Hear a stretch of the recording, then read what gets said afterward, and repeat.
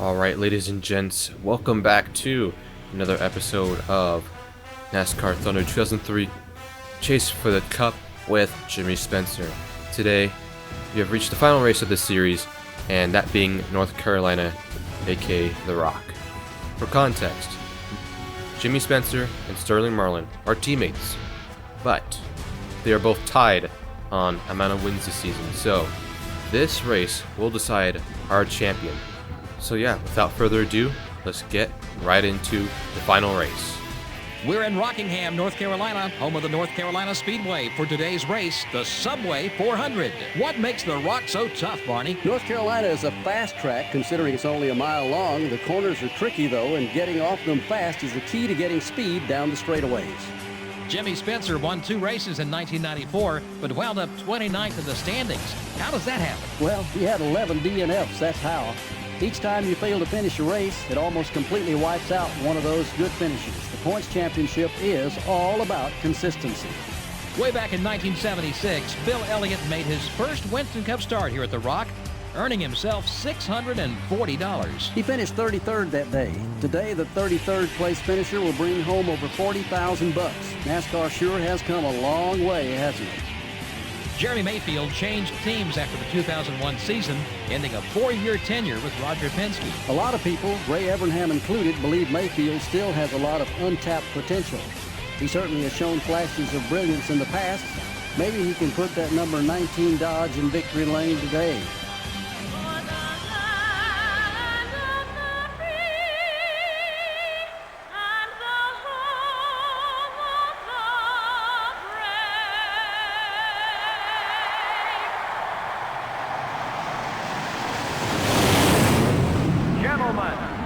Start your engines.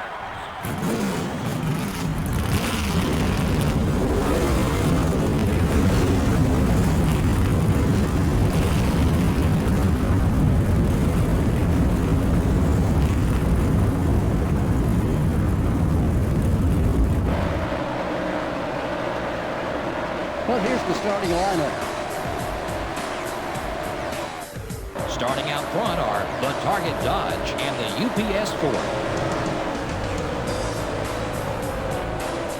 Starting in row 2 will be the Dale Jr. Chevrolet and the 16 car. In row 3 are the Pennzoil Chevrolet and the Mark Martin Ford.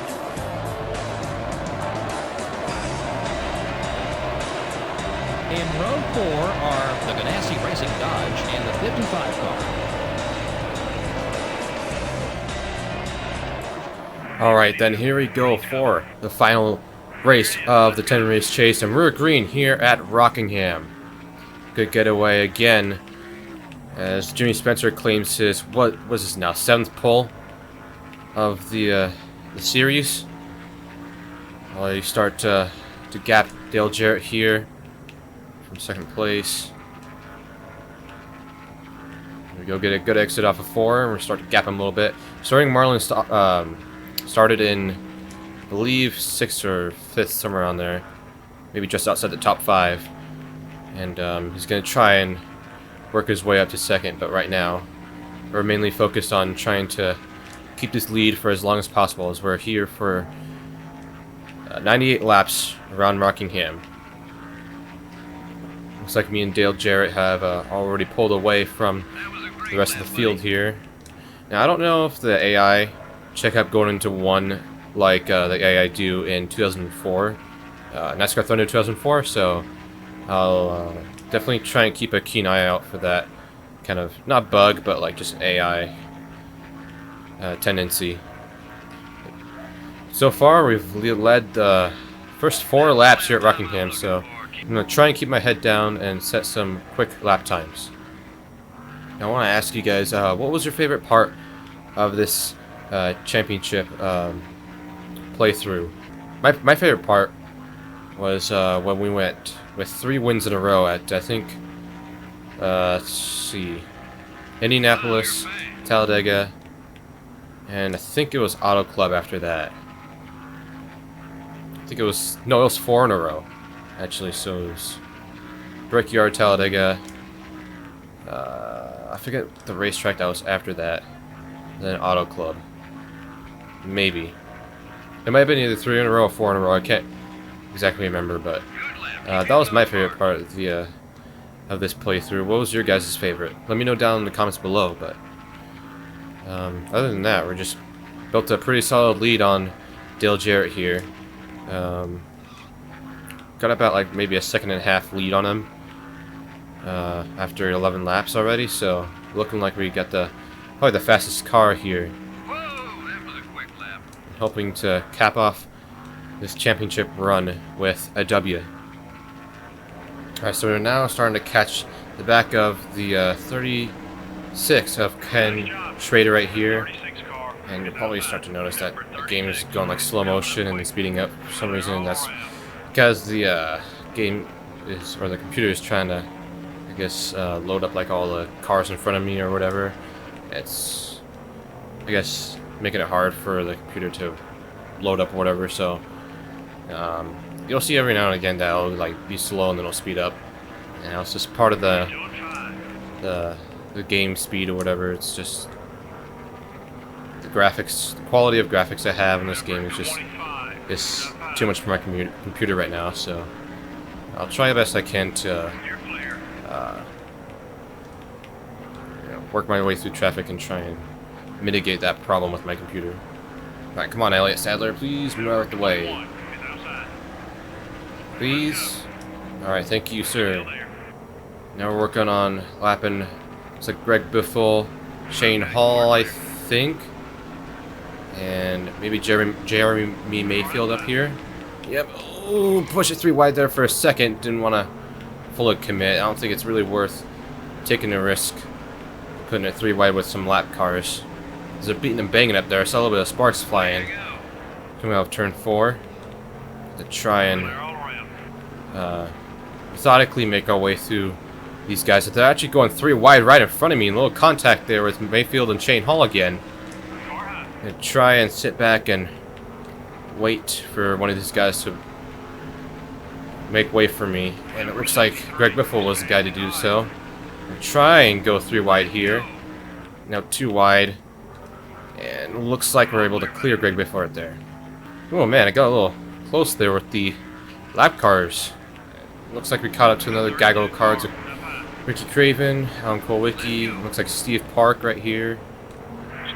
Gonna slowly make our way through here, trying not to really make any contact with these guys, and also take care of our equipment right here. Alan Kulwicki, not David Kulwicki, gosh. Alan Kulwicki looked like he was about to go on the inside of Steve Park there, but chose better not to. Now we're going to go on the inside of Steve Park now. Dale Jarrett's in second. Tony Stewart, Dale Jr., Rich Petty, Dale Earnhardt, Sterling Marlin's in 7th.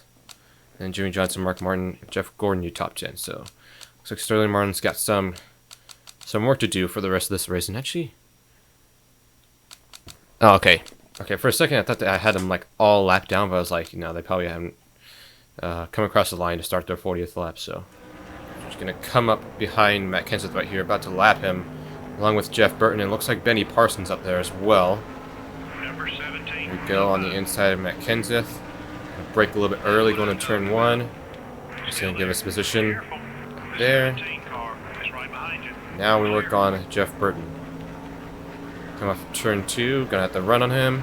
Easily go by him. There we go. We got Benny Parsons and Michael Waltrip up here. Catch them side by side. Saying the tires are warm, but the car feels absolutely fine. Like, it's not slipping or sliding a whole lot.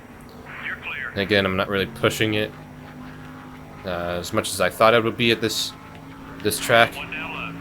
But so far, so good with the car setup and the tire situation. I mean, I can probably go like all the way until my car runs out of fuel with these tires. I mean, this car feels flawless. Like, it feels perfect around this track. So I don't really plan on making any pit stops here anytime soon for tires. Looks like we got a couple of takers this lap for some pit stops. So I assume we'll probably come in a couple laps from now for our pit stop. So we got Kurt Busch up ahead and Johnny Benson. Looks like Johnny Benson's going to come in Got Kurt Busch in front of us. I kind of want to bump him just to, you know, rattle his cage, you know. A little Durham Hart Sr. and Turley Bonnie moment action right there. There we go. Give him a little shot going to turn 1. Let him know we're here. You know, gotta run on him. Gonna run him up the track a little bit. Ooh, yeah, gave him almost to little to no room. Come off turn 3 and yeah, that's Kurt Busch lapped right there by Jimmy Spencer.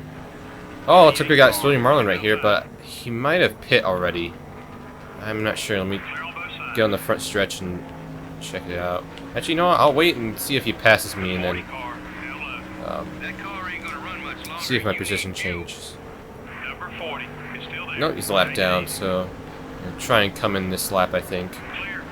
So most of these guys got fresh rubber and are going to be able to come through the field pretty quickly. Alright, here we go. Coming with, looks like, Jeremy Mayfield or Bill Elliott, one of the two. Slow it down to 50 miles per hour, just about. No damage, full tank, and full tire, 4 tires, and we'll be on our way. Just fingers crossed we don't get any mishaps on the pit stop right here. These guys have been absolutely stellar this entire postseason, so hope we can get one last solid pit stop from them. Now I noticed that Kurt Busch is actually pitted right behind us. It's kind of coincidental, but there we go. Come out in 9th place, 10th place, maybe 11th. It looks like 10th place. That's where we come out. Cars sliding everywhere. There we go. Now we're back up to speed. Can assume that we can get back on the lead lap and charge our way back through the field and all the way back to first place. Because there's absolutely no excuse that we don't win this race with the car that we have today. So, looks like it's Dale Jarrett who is the race leader, and we blow right by him easily. Now we're back on the lead lap. Now our journey back to first place has begun. There you go, that's passed for 6th, I think. Yep. Probably had a car come down pit road there to let us have 7th as well, but now we work on Bill Elliott right here. Craven comes in for a pit stop. That was for 5th right there. This will probably be for 4th as well. No, it's not for position. But now we're back to 1st. That was pretty easy. I was looking at like the leaderboard on the left side. I was like, oh wait, we're not 5th yet. So now we're up to 1st, and so now we're gonna try our best and hold on to this lead for the rest of the race. So we got Dale Jr. Sterling Marlin has made his way through up to 3rd place after all the pit stops have been made. So he's gonna try and charge his way through the field, but I don't think he's got anything for this 41 Target Dodge. Jimmy Spencer would not want to see a caution. That'll be like the last thing he wants to see. Jimmy just wants to see this thing go all the way to the end. Now for one last time in this series, I want to take the time and do one last crank it up.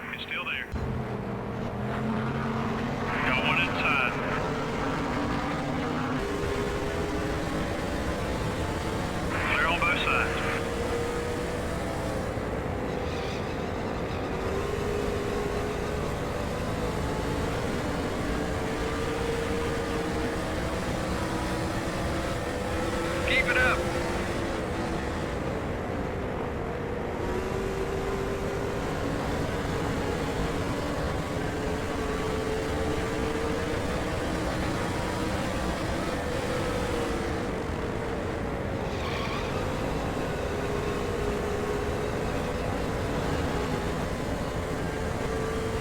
The 36 car is outside. Keep running that line. That lap was fast. Clear all around. Got one inside. Run some more like that. The 26 car up high. Okay, we're clear. Ooh, Shauna Robinson in the wall. Oh no! No! 26 in the wall. I got in the wall hard. That completely damaged the left side of my car. Oh gosh, that could have been disastrous. I don't think Dale Jr. really closed in on much. I mean, obviously did, but I don't think I lost a ton of time, but gosh, that made my heart skip a beat right there. Holy crap. I thought that was the race done and over for us. But thankfully we just hit the left side of our car and that was about it. Just gonna let Bobby the Bonnie go. Be the bigger man in this situation. Let all the faster cars by. I'm gonna have to give Todd Bodine a little bump to let him know I did not appreciate that move that he did a couple laps before. Ride his bumper all the way through the front stretch. Gonna give him a little boot right there. Thought about dooring him there, but maybe. There we go. A little scrape right there. Let him know that what he did was not right. And just gonna try and teach him to never do that again. So we got about 20 laps left of this race and of this series. Got a huge gaggle right here of Shane Hall, Kenny Wallace, or Kenny Schrader, Bobby Bonnie, Shauna Robinson, I think Bobby Allison up there. Quickly make work these guys and Garrel. Blow right past them. There we go.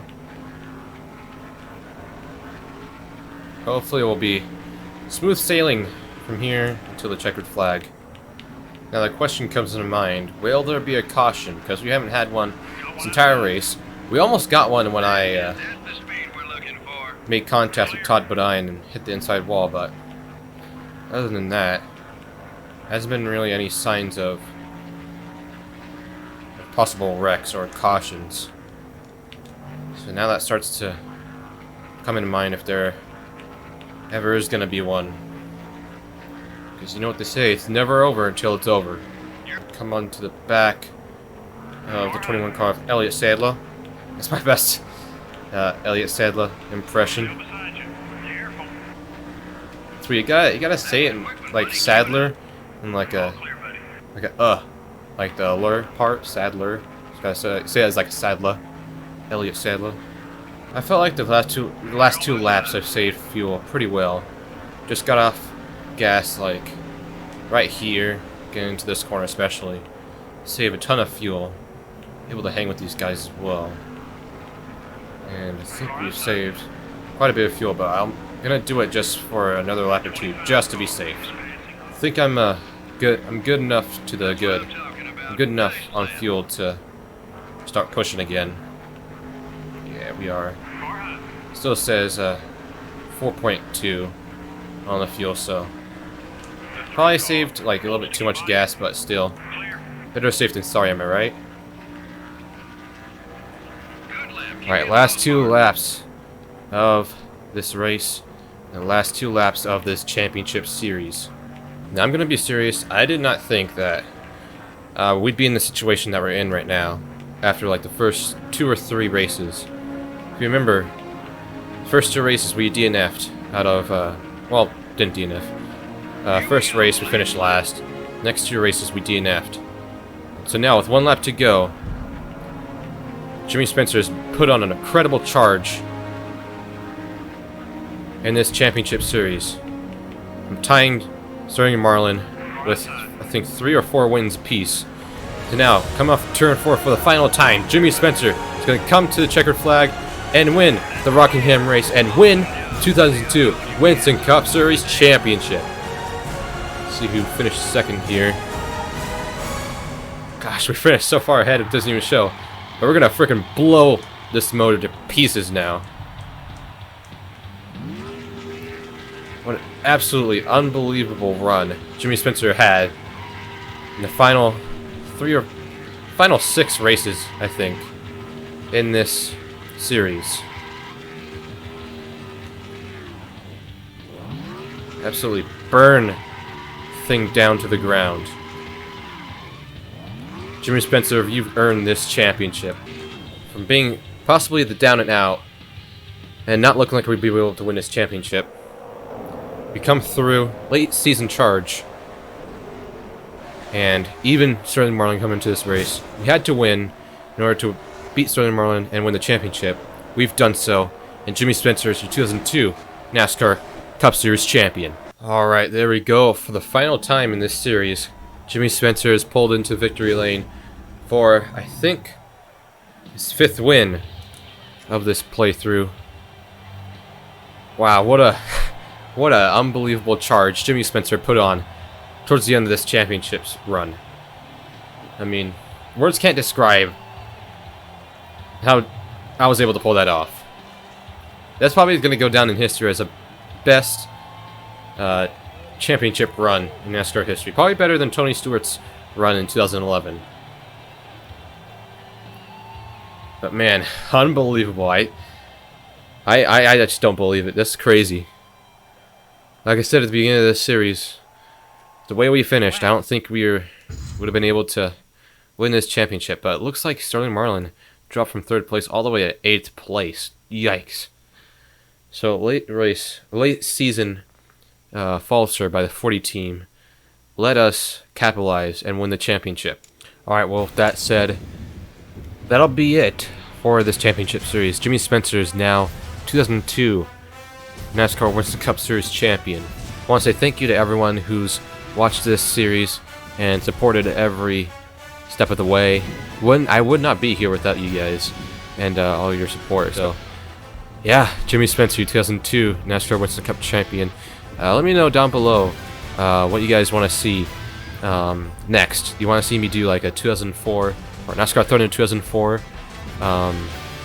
championship series or a season-long championship thing, or do you want me to do like a fantasy championship with like a custom-made Jimmy Spencer paint scheme, or what do you want to see?